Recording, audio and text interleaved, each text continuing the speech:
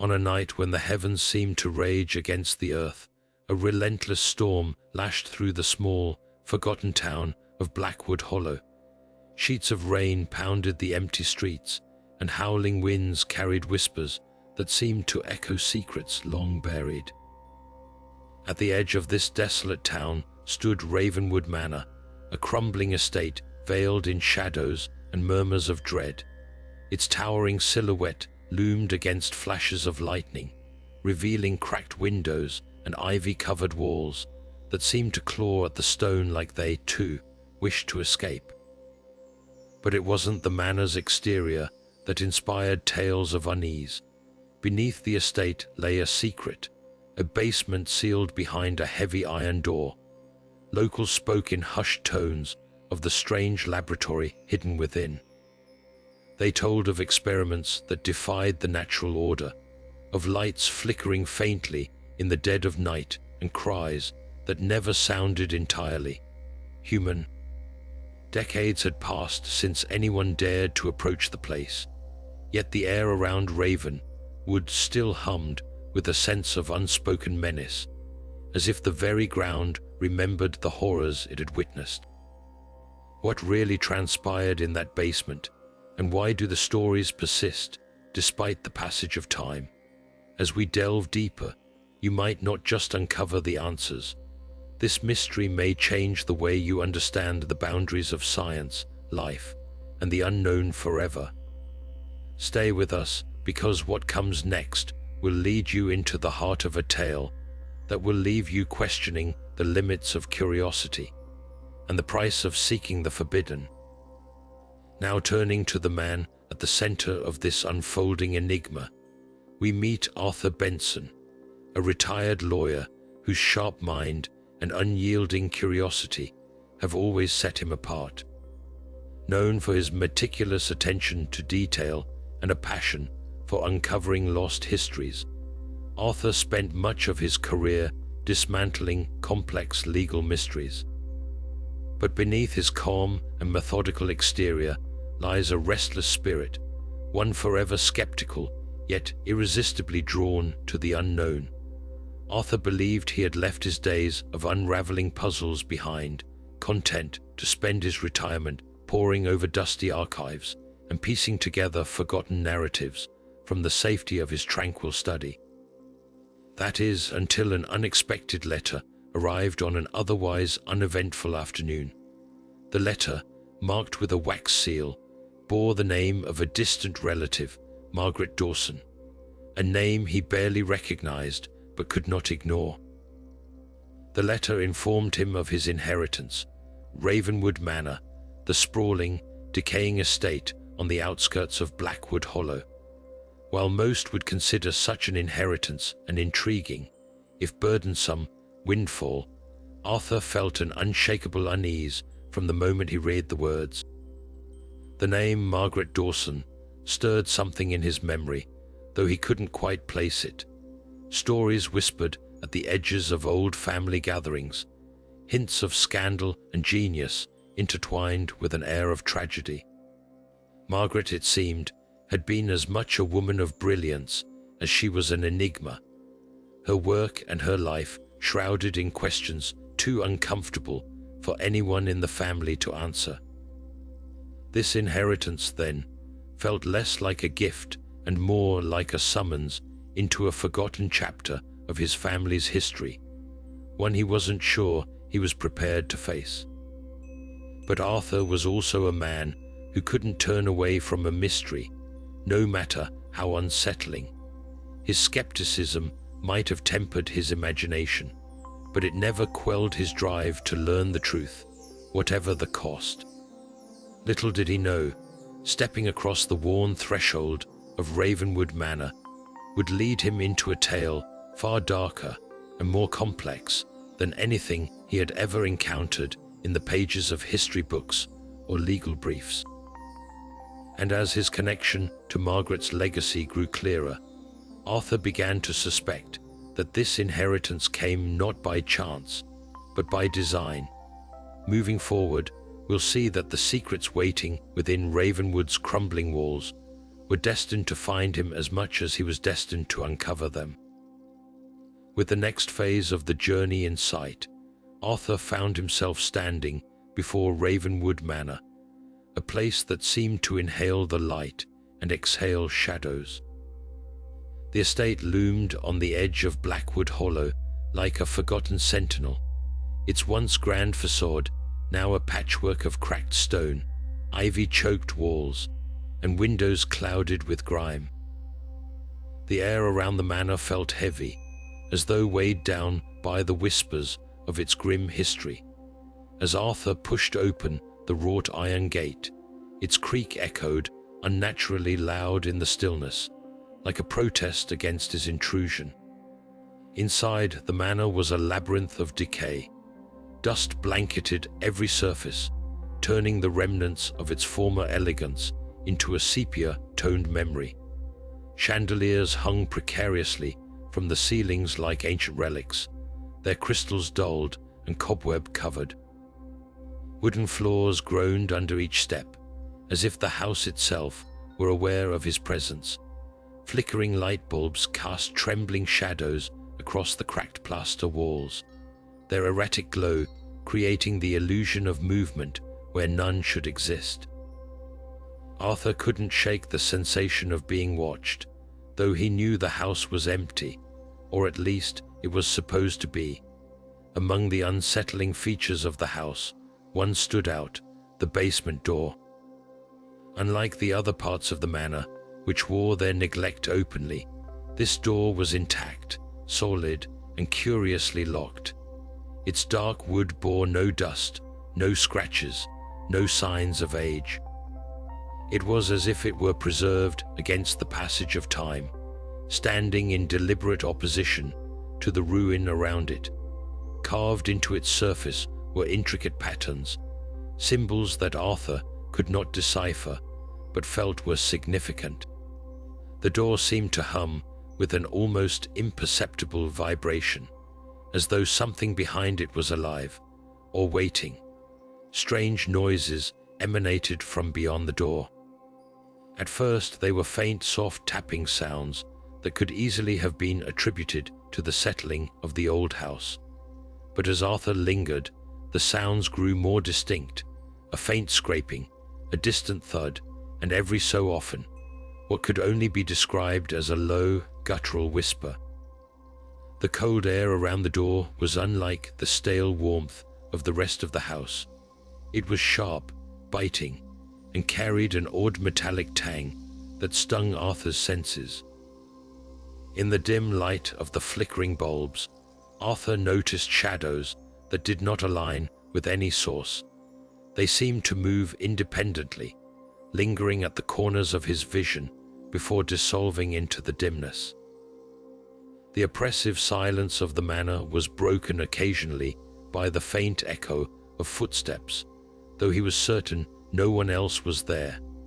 Each sound, each flicker of movement, compounded the growing tension in his chest. The basement door became an obsession, a silent challenge that Arthur couldn't ignore. Whatever was hidden behind it felt deeply tied to the mystery of Margaret Dawson, to the enigma of his inheritance, and to something far darker than he could yet comprehend. As the house seemed to breathe around him, Arthur knew this was no ordinary door. It was a threshold to answers, though perhaps answers he wasn't ready to face. What lay beyond it? That question was becoming impossible to avoid, and Arthur realized that his next step would set in motion a chain of events that couldn't be undone. Now turning to the enigmatic past of Margaret Dawson, the last known resident of Ravenwood Manor. Her story is one that lingers in the shadows of both brilliance and infamy. Once hailed as a pioneering scientist in her field, Margaret had been known for her unrelenting curiosity and groundbreaking work in areas that most dared not explore. Her reputation, however, would descend into whispered tales of caution and dread as her research veered into realms that society deemed unnatural. It was said that Margaret's passion for discovery became an obsession, one that drove her to retreat from the world and isolate herself within the confines of the manor. The scandal that surrounded her was the talk of Blackwood Hollow for years. Details were scarce, cloaked in ambiguity, and fueled by speculation. But what was known was enough to send shivers through the spines of even the most skeptical townsfolk. Margaret's colleagues, once supportive, began to distance themselves, citing ethical disagreements and bizarre allegations about the nature of her experiments. The whispers of her disgrace spread quickly, painting her not as the revered scientist she once was, but as a recluse consumed by dangerous knowledge. Stripped of her accolades and facing public scorn, Margaret vanished into the estate, disappearing from the world outside and leaving behind only fragments of intrigue and unease. But her self-imposed exile did not end the unease that surrounded her. The townspeople spoke of the strange phenomena that seemed to emanate from the manor during her years of solitude. Witnesses claimed to have seen eerie, multicolored lights flickering in the windows late at night, even though no one ever entered or left. At times, muffled sounds like mechanical whirring, faint cries, or even distant, haunting melodies drifted from the property, carried on the wind to the edges of the town. These strange occurrences grew so frequent that they became woven into the folklore of Blackwood Hollow, with children daring one another to approach the gates and adults steering clear of the estate altogether. Some claimed that Margaret Dawson's experiments had crossed the boundary of what was natural, dabbling in forces that were not of this world. Others dismissed these tales as exaggerations born of small-town gossip, a reflection of the town's discomfort with her unorthodox pursuits. Yet no one could explain the instances of people who swore they had seen figures moving through the manor's windows after Margaret's reported death, or the way animals would avoid the property entirely, as though repelled by an unseen force. Margaret's name became synonymous with both genius and peril, a figure shrouded in equal parts respect and fear. What had she been working on in that basement laboratory that caused such a fracture in her reputation, isolating her from the very community she once served? And what had she uncovered that might explain the lingering sense of malevolence that clung to Ravenwood Manor? These were the questions that swirled in Arthur's mind as he stood before that locked basement door, knowing that the answers waited for him, hidden perhaps for a reason. As the next chapter of the journey unfolds, Arthur Benson found himself unable to shake the pull of the locked basement door. It loomed over his thoughts, a silent challenge that demanded answers, its existence both a mystery and an invitation. Day by day, he became more consumed by the enigma, diving into every corner of Ravenwood Manor in search of clues. In an old wooden chest tucked away in the attic, Arthur uncovered a brittle bundle of keys, their surfaces tarnished with age. Some were ornate, others simple, but none were labeled, and each held the potential of unlocking the door's secrets. With the keys in hand, Arthur scoured the manor for more context, stumbling upon Margaret Dawson's journals hidden in a concealed compartment in the library. The entries were fragmented, but their tone was anything but ordinary. Words and phrases leaped from the pages, discussions of breakthroughs, warnings of consequences, and cryptic mentions of boundaries that should not be crossed. Some passages were scrawled so hastily they were nearly illegible, while others seemed purposeful but incomplete, as though Margaret had stopped mid-thought. Among these writings, Arthur noted repeated references to symbols, and his search brought him face to face with them, etched into the walls near the basement door. These markings, intricate and unfamiliar, seemed to emanate a strange energy, making the air around them feel heavier. He traced them with his fingers, trying to decipher their meaning, but they offered no clear answers, only more questions. With every piece of the puzzle, Arthur's determination grew, the locked door no longer just a barrier, but a thin veil between him and the truth Margaret had left behind. Finally, the day came when Arthur resolved to confront the unknown. Hand trembling, he slid one of the old keys into the lock. It resisted at first, as though reluctant to yield its secrets, but with a determined twist, the mechanism groaned and the door creaked open. A cold draft rushed past him, carrying with it the unmistakable scent of damp earth and decay. He descended slowly, each creak of the wooden staircase a reminder of the weight of what he was about to uncover. The basement laboratory was like stepping into another world, a world suspended in time yet deeply haunting. The dim light from his flashlight revealed tables cluttered with rusting equipment, their functions unclear but unnervingly precise in design. Beakers and test tubes sat abandoned, some shattered, spilling residue that had stained the floor with dark, unidentifiable streaks.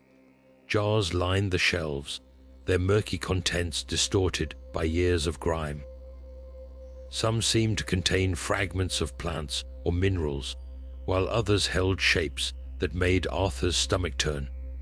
A glimpse of something organic, preserved, yet utterly alien. His breath caught as he moved further in, the lab revealing layers of chaos intertwined with purpose.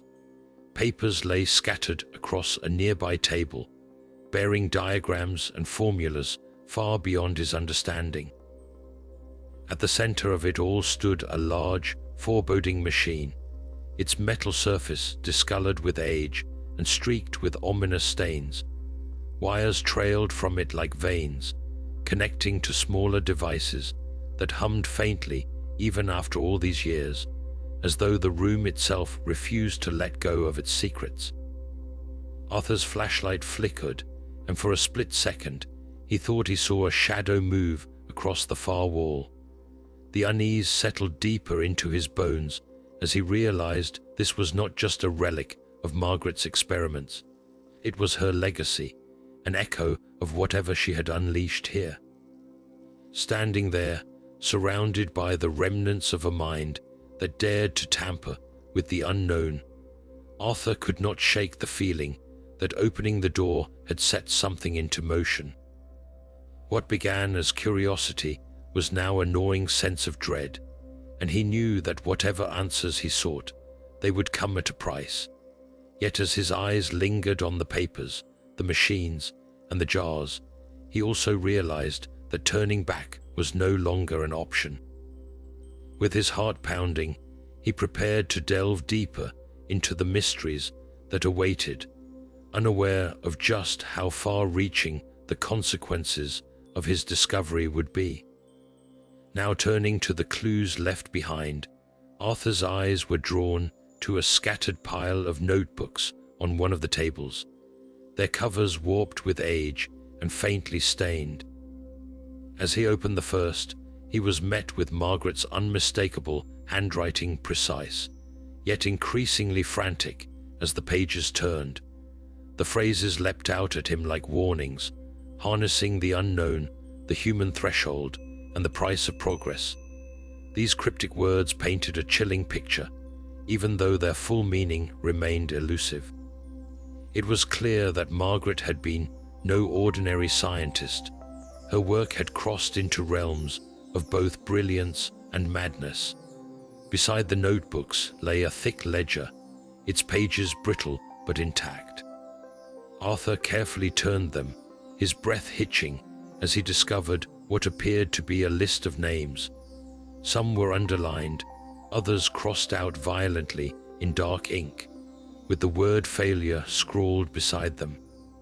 His stomach churned as he realized these were not records of mere observations, but of participants, subjects, who had somehow been involved in Margaret's work.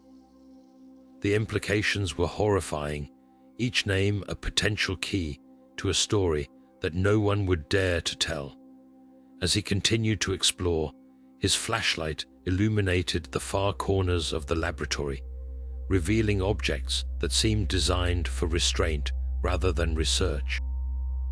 Thick, rusted cages stood stacked against one wall, their bars bent out of shape, as if something far too strong or far too desperate had tried to escape.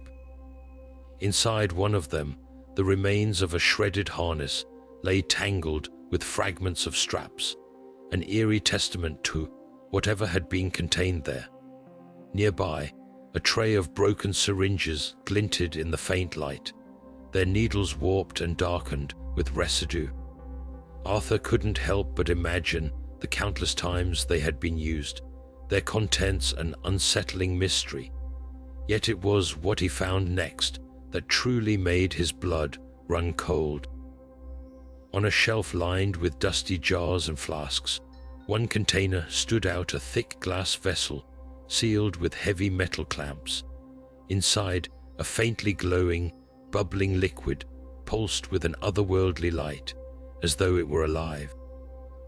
Arthur was captivated by its rhythmic movements, the liquid defying every natural law he understood. It seemed to beckon him closer, whispering of possibilities too dangerous to consider. Each discovery layered the laboratory with a deeper sense of unease. This was no longer just a place of forgotten science. It was a monument to the lengths someone would go to in their pursuit of answers, regardless of the costs or consequences. Every object, every scrap of paper, told a fragment of a larger, more terrifying story, one that Arthur was only beginning to piece together. With every passing moment, it became painfully clear that Margaret's experiments had reached into realms that no human should ever explore. As Arthur's flashlight flickered again, the shadows in the room seemed to thicken, as if the very walls were holding their breath, waiting for him to uncover the next layer of truth. Moving forward, Arthur realized that the mysteries of the laboratory were far too vast to unravel on his own.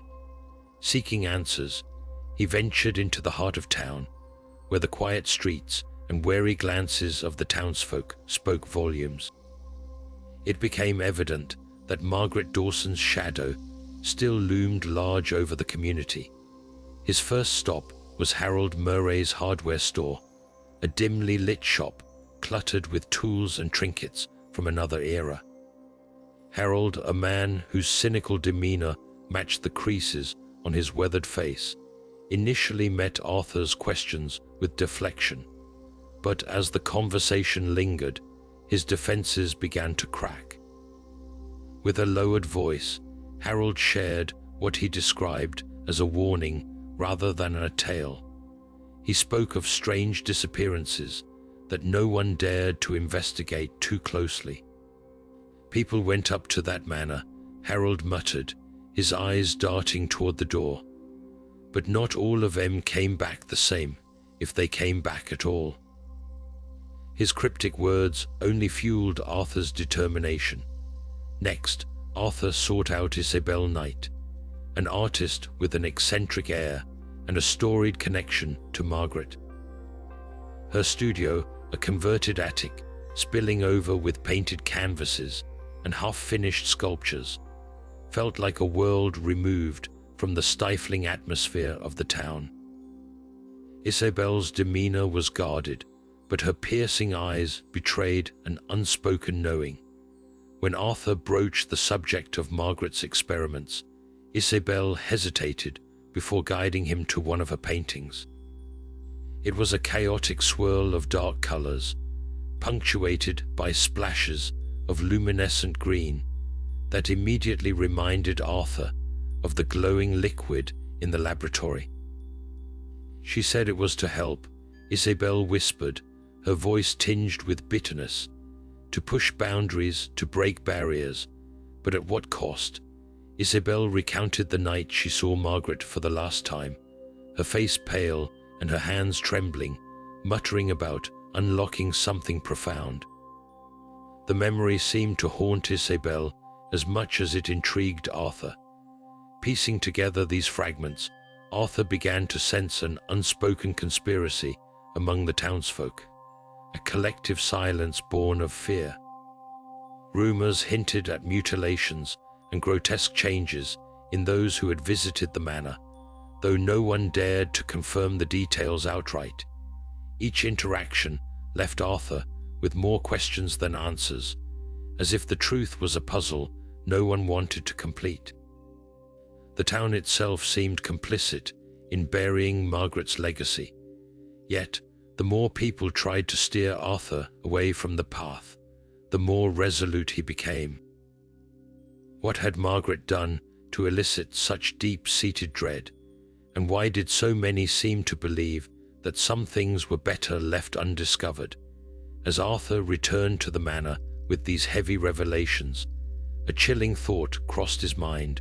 Whatever Margaret had unlocked, its influence had seeped far beyond the laboratory walls, tainting the lives of those who dared to linger too close.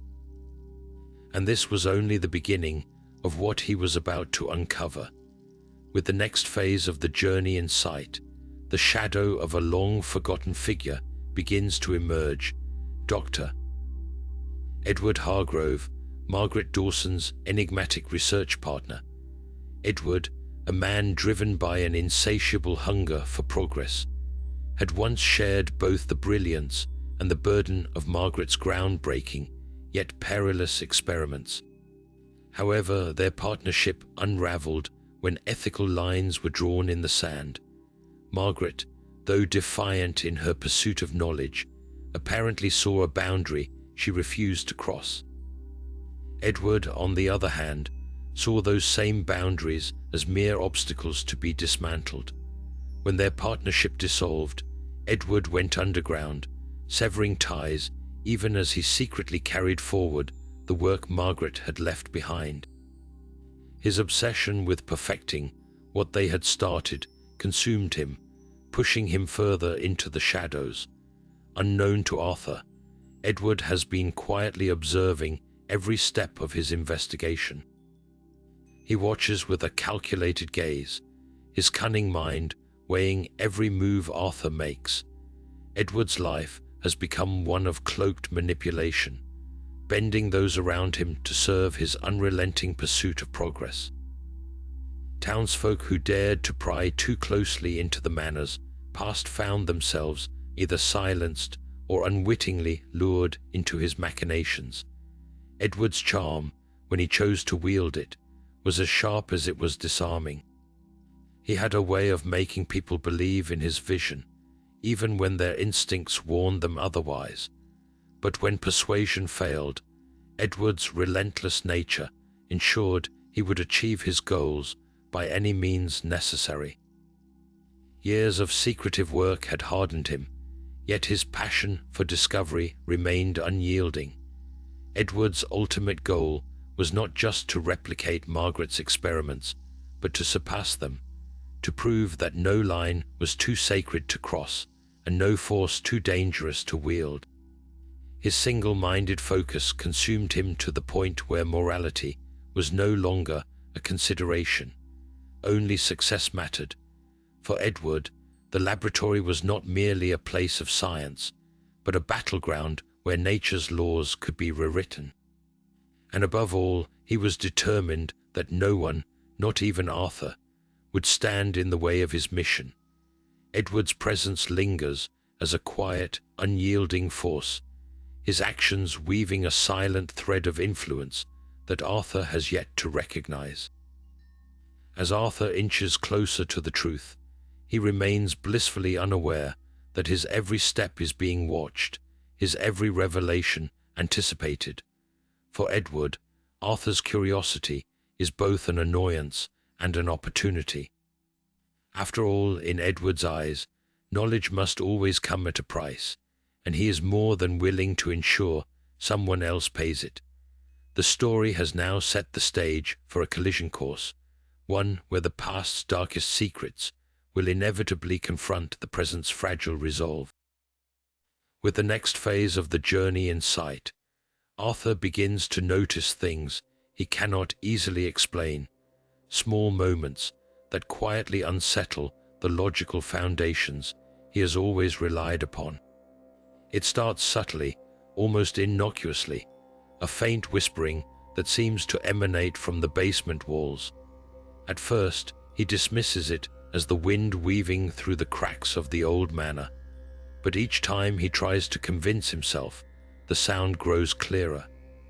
The whispers do not form words, but rather a soft, unintelligible murmur that carries an eerie familiarity, as though the house itself is trying to communicate. Objects, too, begin to act against explanation.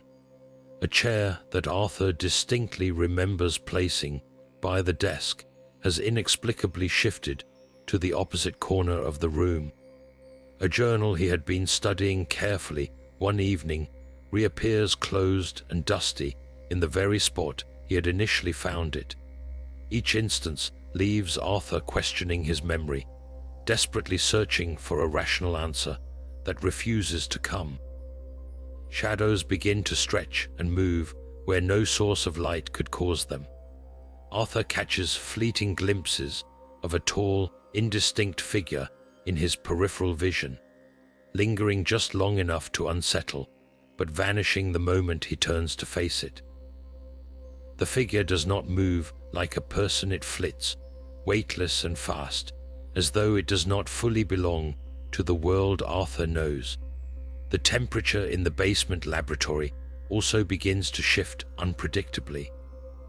A sudden chill envelops the room, sharp and biting, leaving Arthur frozen in place, unable to shake the sensation that someone, or something, is standing just behind him.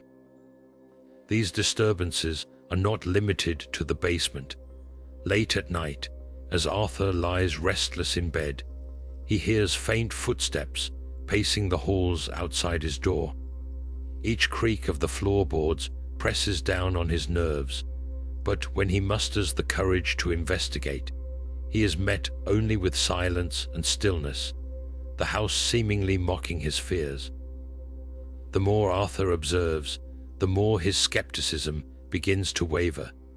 Each whisper, each inexplicable movement, each fleeting shadow feels like a piece of an unseen puzzle, one that blurs the lines between science and the supernatural. He questions if these occurrences are remnants of Margaret's unfinished experiments, some consequence of Edward's meddling, or perhaps evidence of forces beyond human comprehension. For the first time, Arthur's rational mind feels incapable of reconciling the growing dread. Are these phenomena simply tricks of his overstimulated imagination, or has he stumbled upon something that defies natural law entirely? The answers elude him, leaving both Arthur and the audience to question what or who is truly haunting Ravenwood Manor. As the next challenge unfolds, Arthur's restless nights and relentless curiosity drive him deeper into Margaret's research. One evening, under the dim glow of a flickering desk lamp, he notices an odd pattern in her journal. The notes, chaotic and fragmented at first glance, begin to take on a structure, lines of text and numbers that seem to repeat with purpose. Arthur pores over them, his breath quickening with the realization that these are no ordinary notes. They conceal a code, an intricate cipher that Margaret must have used to protect her most significant findings. Determined, Arthur revisits every page, cross-referencing symbols and notations until finally the numbers and letters align. The code breaks wide open, revealing a set of precise coordinates and instructions that point him to the heart of the basement laboratory. Following Margaret's cryptic guidance, Arthur locates a hidden panel behind a row of dusty shelves. With trembling hands, he pries it open to uncover a small, concealed compartment that has remained untouched for decades. Inside, he finds a collection of carefully preserved documents, an aged photograph of Margaret alongside a man who bears an uncanny resemblance to Edward, and a small vial containing a faintly glowing liquid. The liquid pulses with an otherworldly light, casting eerie reflections on the walls as Arthur holds it up to examine. Margaret's notes scattered alongside the vial reveal the unthinkable. She had been working on an experiment that sought to eliminate the boundaries between life and death. The journal speaks of theories to harness this luminous substance as a bridge, a way to return what has been lost, but with ominous warnings scribbled throughout. Beware the cost. Nature does not forgive. Arthur's chest tightens as the weight of the discovery washes over him. The pieces of the puzzle snap together, each revelation more haunting than the last. Margaret's isolation, the whispered stories of her brilliance fading into madness, the unexplained phenomena within Ravenwood Manor, all of it leads back to this secret, this impossible experiment. But just as the enormity of what he has uncovered begins to sink in, Arthur senses movement in the shadows around him. A cold draft sweeps through the room, extinguishing the lamp and plunging him into near darkness. The faint glow of the liquid in his hand is the only light now, and it flickers as though responding to an unseen presence. Arthur feels a growing dread in the pit of his stomach, the kind that warns him he is no longer alone. The air grows heavy, oppressive, as though the room itself is holding its breath. Something or someone is watching him. What Margaret meant to leave buried, Arthur has unearthed, and it seems whatever forces were unleashed are not ready to let him walk away. With the next phase of the journey in sight, Arthur's desperation to expose the truth propels him to contact the local authorities. Armed with Margaret's journal, the vial, and the photograph, he believes he has enough evidence to bring an end to the dark legacy of Ravenwood Manor. But as he prepares to leave, a sudden, forceful knock reverberates through the manor. The sound echoes ominously, and before Arthur can react, the door to the basement laboratory creaks open. Standing there, cloaked in shadows yet unmistakable, is Edward Hargrove.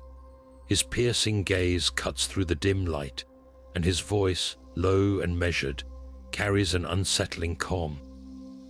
Edward steps forward, shutting the door behind him with a deliberate motion. "You should not have meddled in what you don't understand," he says, his tone laced with a quiet menace. Edward's presence fills the room, and Arthur finds himself frozen, the vial clasped tightly in his hand. What begins as a tense exchange quickly escalates into an intense confrontation. Edward reveals the depth of his obsession, his voice tinged with both sorrow and fury.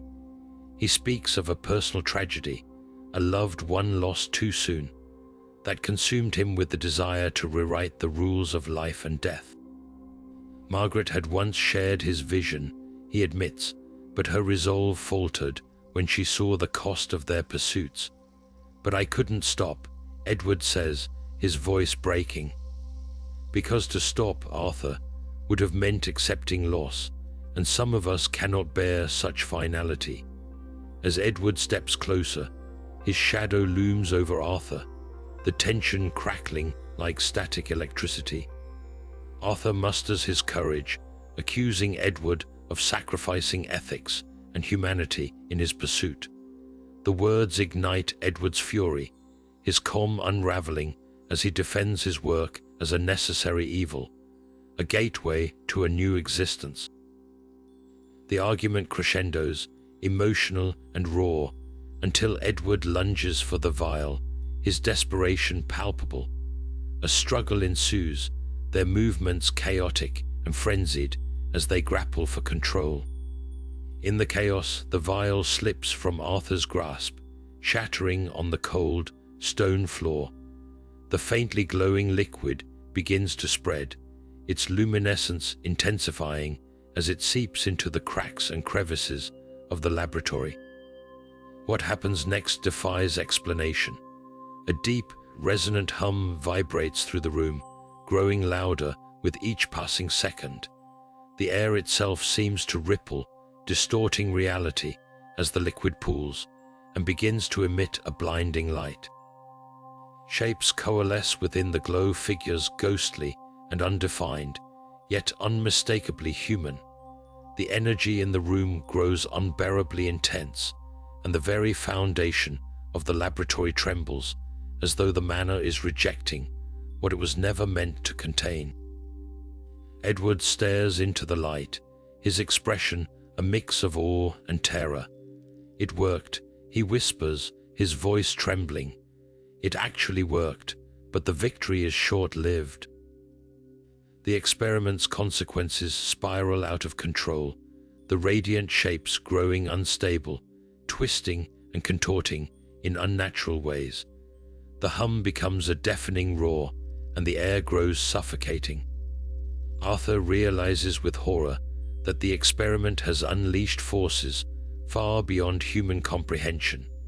Edward, caught between triumph and dread, does not notice the cracks forming beneath his feet until it is too late. The floor collapses, pulling him into the depths as Arthur dives for safety. As the dust settles and the light dims, Arthur is left alone in a silence that feels heavier than any sound.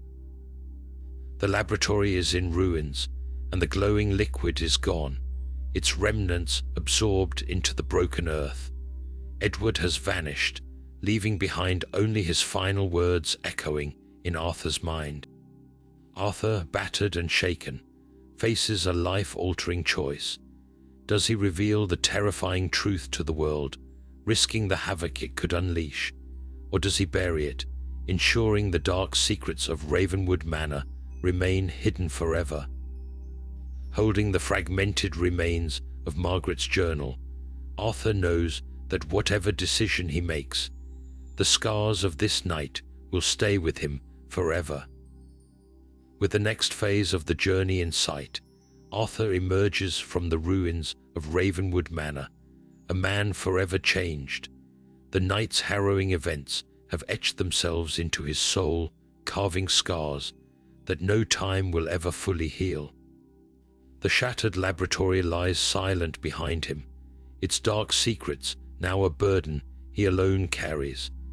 As he gazes at the fragmented remnants of Margaret's journal in his trembling hands, the weight of his decision presses down on him like a storm cloud refusing to pass. Should he reveal the horrifying truth to the world, exposing the madness that unfolded beneath the manor and risking the chaos such knowledge might unleash? Or should he bury it all, ensuring that the night's terrors are locked away forever, never to surface again? The moral dilemma gnaws at the edges of his sanity, a haunting reminder of the cost of seeking answers to questions best left unasked. Arthur walks away from Ravenwood Manor, his footsteps heavy with the knowledge he uncovered, each step resonating with the echoes of Margaret and Edward's haunting legacies. The air feels eerily still, yet his mind is a tempest, replaying Edward's last words, the shattering vial, and the ghostly shapes born of the experiment that defied comprehension. Returning to the quiet isolation of his own home, Arthur places the journal on his desk, its cryptic pages illuminated by the flickering light of a single candle. For hours he sits in silence, staring at the words that once spoke of progress and ambition, now only a testament to hubris and despair. He knows that either path of silence or disclosure will leave the world changed, for better or worse, and that his choice will define not just his story, but potentially the fate of others as well. As dawn breaks, painting the horizon with muted hues of orange and grey, Arthur stares out of his window, the flickering candle now extinguished. His decision remains unspoken, and yet its weight settles in his chest, certain and final. The camera lingers on the journal, its frayed edges and ink-stained pages, symbolizing the fragile boundary between discovery and destruction. Just as the scene fades to darkness, a faint glow ignites in the corner of the screen, a subtle, familiar luminescence, soft yet unmistakable. It lingers for only a moment, like a whisper of a story not yet told, before the screen fades completely.